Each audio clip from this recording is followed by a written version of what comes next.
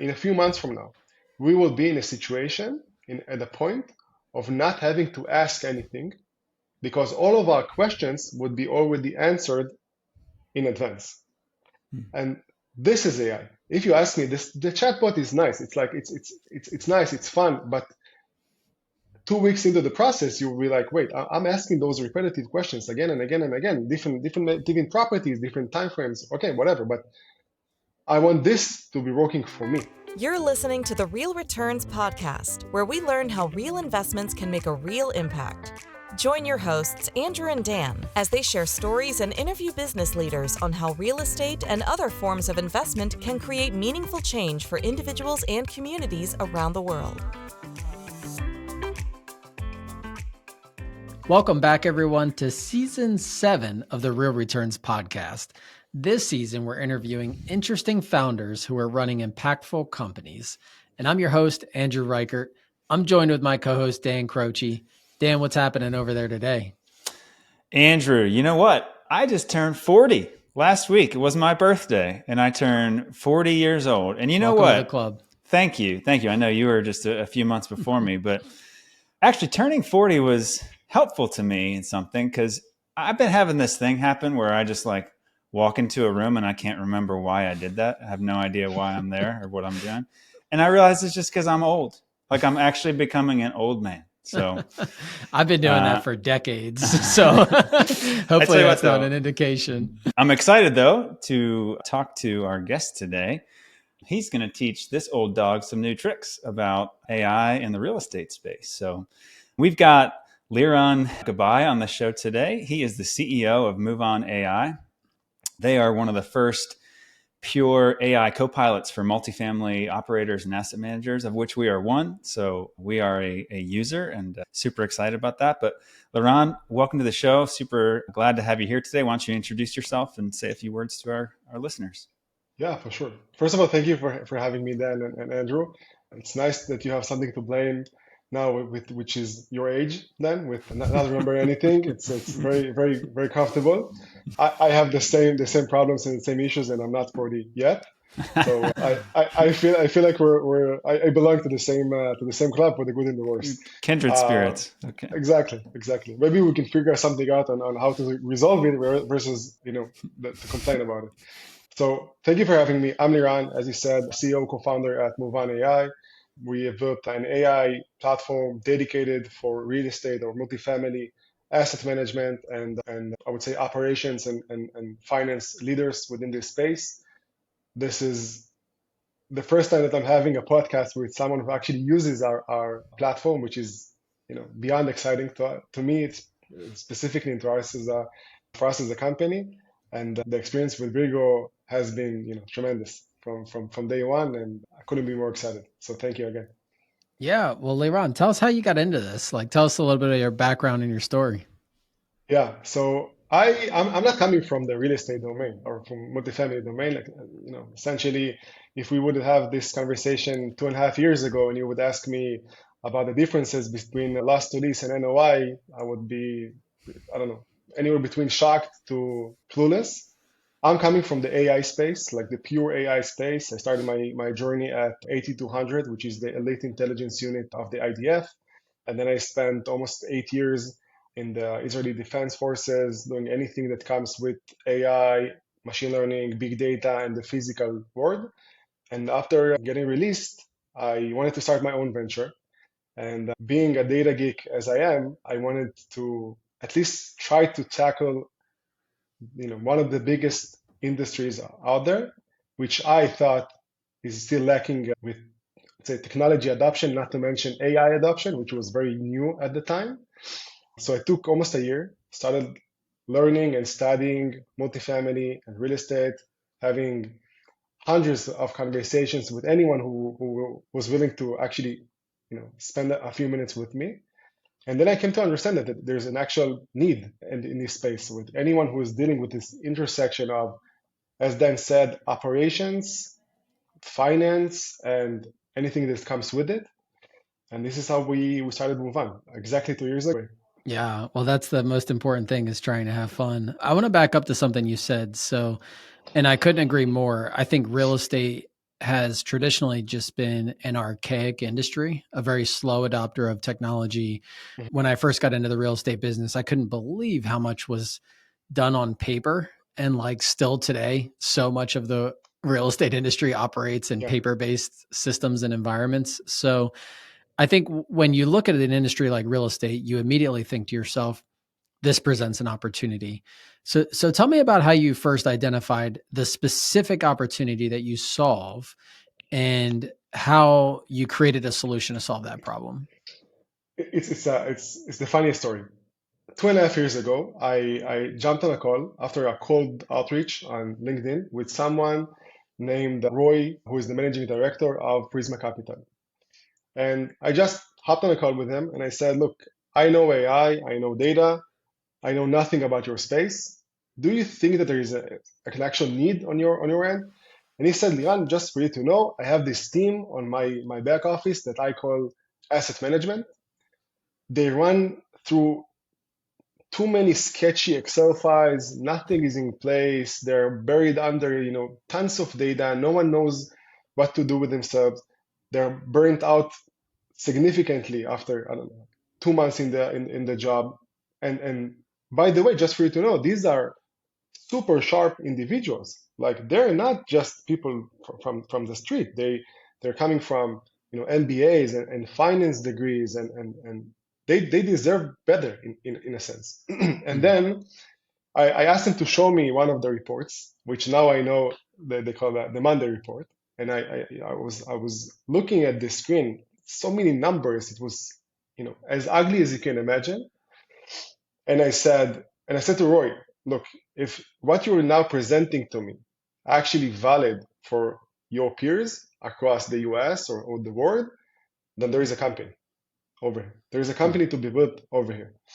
And essentially, this is what we started doing. We said, for all of our initial customers, give us all of your existing reporting templates. We're not going to change them. Just give it to us. We want to take a look at them. And we have the ability, using AI, to completely adjust how you fill out the data without anyone being in the middle. And this is what we started to do. We just started filling out Excel sheets after Excel sheet after Excel sheets. We saved tremendous amount of time for anyone who actually met us.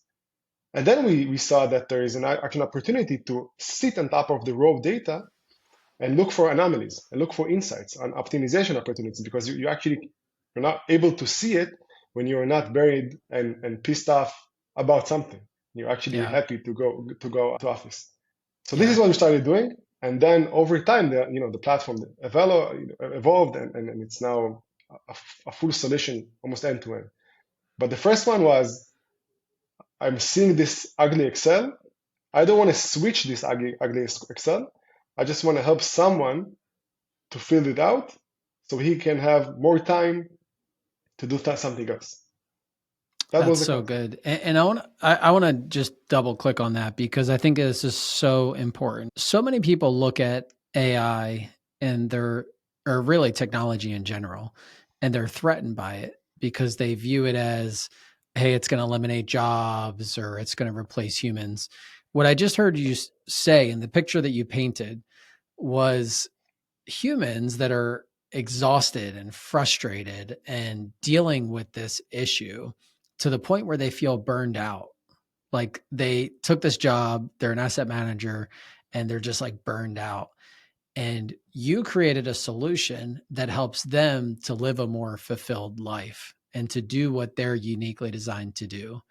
And so in this podcast, we like to talk about impact and like what is the impact that we're having with our businesses.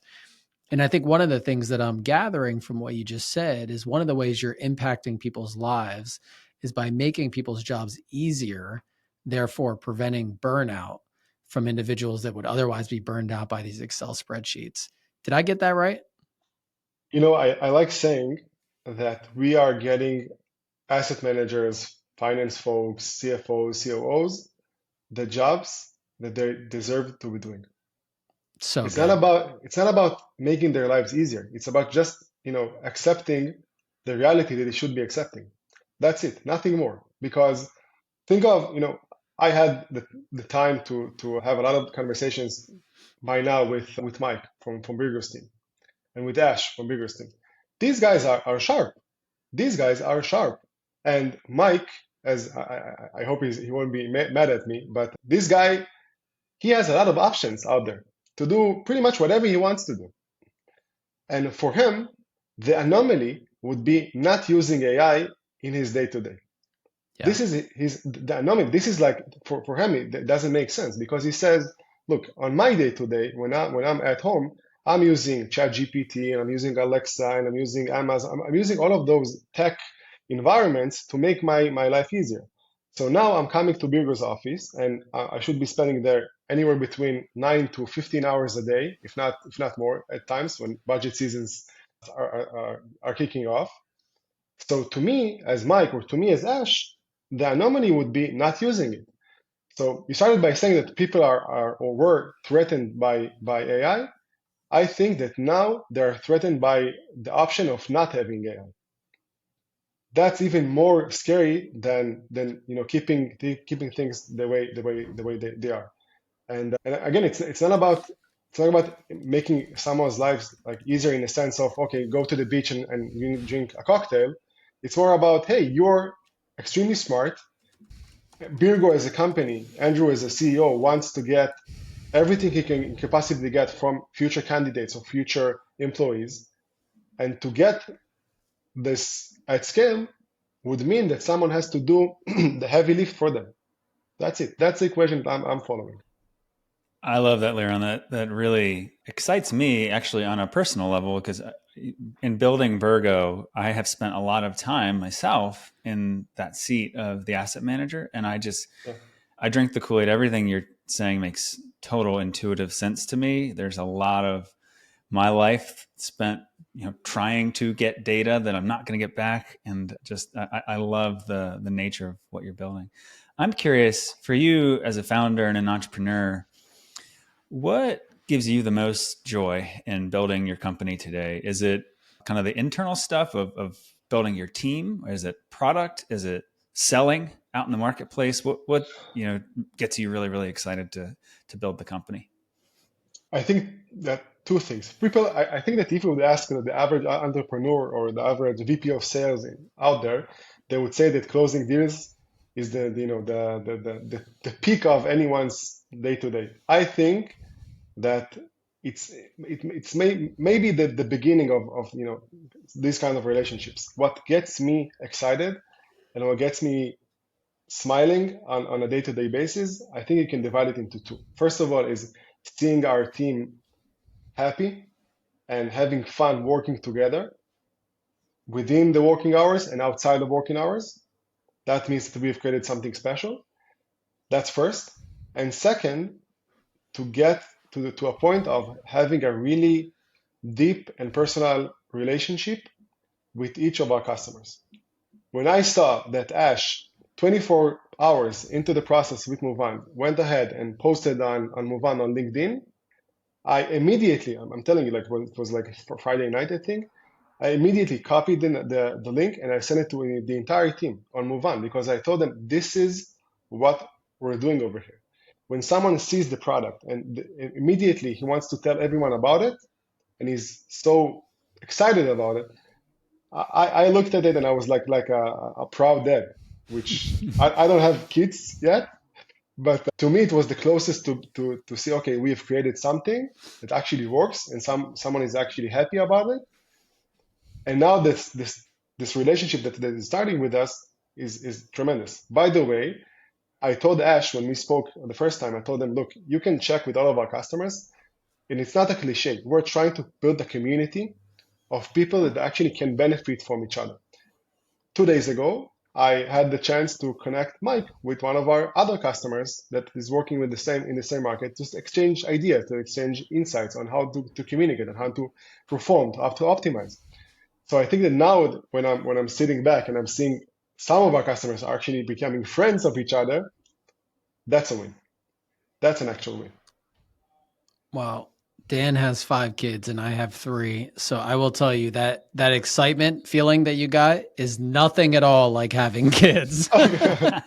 Unless they were like kicking you, if your AI starts beating you up, then it's like having kids. No, I'm kidding. Kids are amazing. I love what you're doing, and I love how you think about, kind of the impact on people's lives and that excitement that just comes from doing something that's valuable. I mean, you're adding value to the world. You're improving people's lives with this product that you've created, and that's got to be incredibly satisfying. So I really like what you're doing. I guess just last question before we jump into the lightning round: where do you go from here? Like, what's a big goal for you? Where are you headed from here?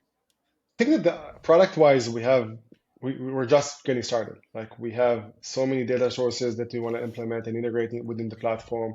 We have so many use cases we want to tackle, underwriting, acquisitions, investor relations, you name it. We sit, you know, fortunately we sit on the core essence of the most important data sets within any of our customers' organizations.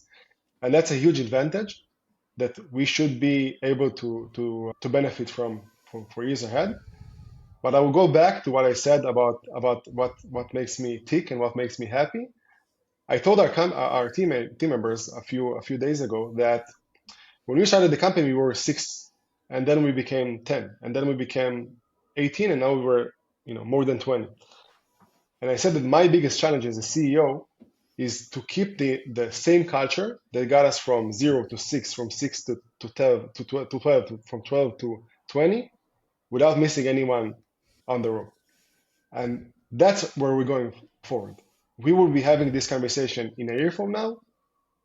I want to be able to say I'm still happy with the 50 individuals that we're having in the team that are still having fun doing those long, tedious onboarding sessions and smiling.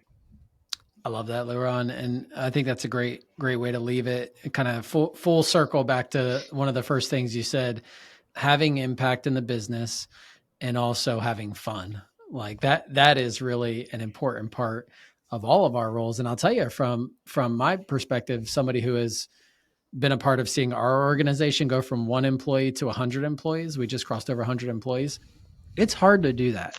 It is really hard to maintain that same culture and that same level of fun as you go to 10 employees, 30 employees, 50 employees, 100 employees. But I'm confident that you've got what it takes to do it. And I'm rooting for you along the way. So I'm going to have Dan lead you through the lightning round. That's it. Awesome. Hey, before I do that, Liran, just while I have you here, I just want to share with you on a personal level. I love what you've built. For me, it's really fun. I actually really identify with the sentiment of fun.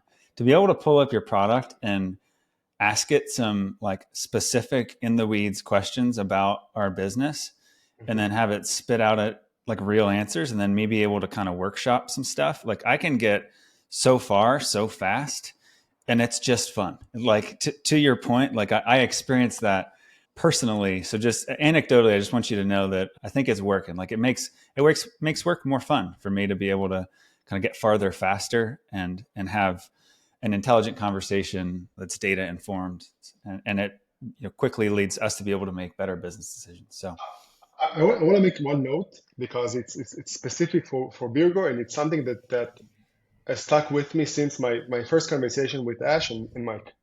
It's what you just presented is the sexiest thing alive, right? You can ask questions, get answers, chat with someone. It's like your own personal assistant, so on and so forth. It's super nice, right?